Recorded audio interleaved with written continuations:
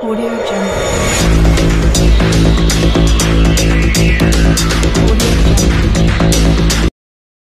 Assalamualaikum warahmatullahi wabarakatuh.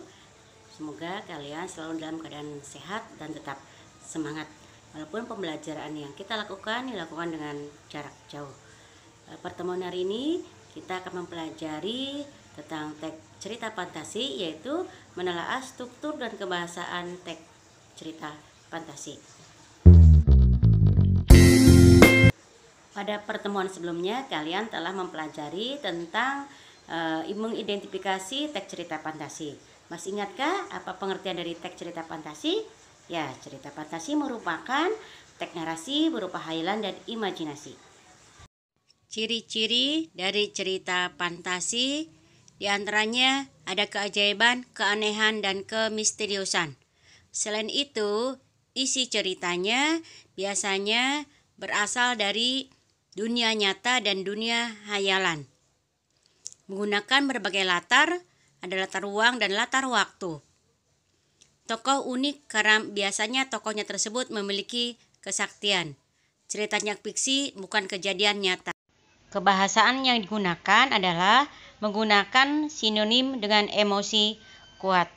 Bagaimana dengan strukturnya? Mari kita bahas.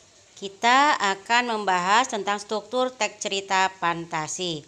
Struktur yang pertama adalah orientasi. Orientasi ini dikenal dengan pembuka atau awal cerita. Di dalam orientasi memperkenalkan latar atau tokoh yang ada di dalam cerita fantasi tersebut. Contoh paragraf orientasi atau awal cerita. Minggu pagi yang cerah, Ardi, Handi, dan Dani berada di Candi Trowulan. Mereka merupakan siswa pilihan dari sebuah SMP yang sedang melakukan tugas pengamatan untuk karya ilmiah remaja. Awal ceritanya atau orientasinya memperkenalkan tokohnya dan memperkenalkan latarnya, yaitu di Candi Trowulan. Di dalam orientasi ada beberapa pola pengembangan. Yang pertama, dikembangkan dengan deskripsi latar. Kedua, dikembangkan dengan pengenalan tokoh. Dan yang terakhir adalah dikembangkan dengan pengenalan konflik. Selanjutnya, struktur yang kedua yaitu komplikasi. Komplikasi merupakan timbulnya masalah hingga masalah memuncak. Jadi dalam komplikasi ini, masalah apa yang terjadi dalam cerita tersebut.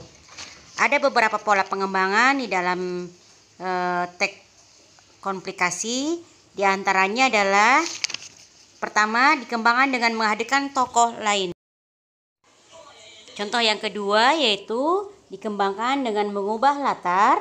Ketiga, dikembangkan dengan melompat pada zaman yang berbeda, masa lampau atau masa depan. Contoh dari paragraf komplikasi, misalnya, tiba-tiba seekor alien yang berukuran lebih besar datang. Perutnya buncit dan bibirnya berwarna merah. Matanya merah. Alien berhidung besar itu tiba-tiba mengeluarkan cahaya merah dari tangannya yang membuat alien kecil kepanasan.